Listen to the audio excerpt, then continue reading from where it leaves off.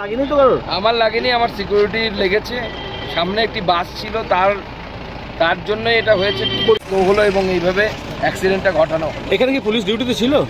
Police ছিল না, এখানে রাস্তার মধ্যে একটা ব্যারিকেড তৈরি করা ছিল প্লাস্টিকের ইয়ে দিয়ে। কজনের লেগেছে মোট? আমাদের প্রায় 3-4 জন আহত। আপনার কোন জায়গায়? আমি বেঁচে গেছি, ভাগ্য ভালো। আচ্ছা, এটা কি মনে করছেন, কি করা উচিত? তদন্ত হওয়া উচিত। কাদের বারবার এই ধরনের ঘটনা ঘটছে কেন আমার সাথে, সেটা তদন্ত হওয়া উচিত।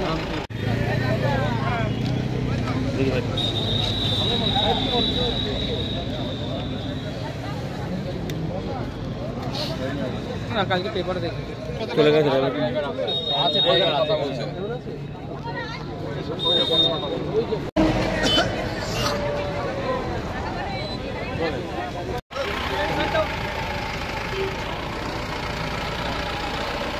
বলছি কি আমাদের গাড়ি নিব?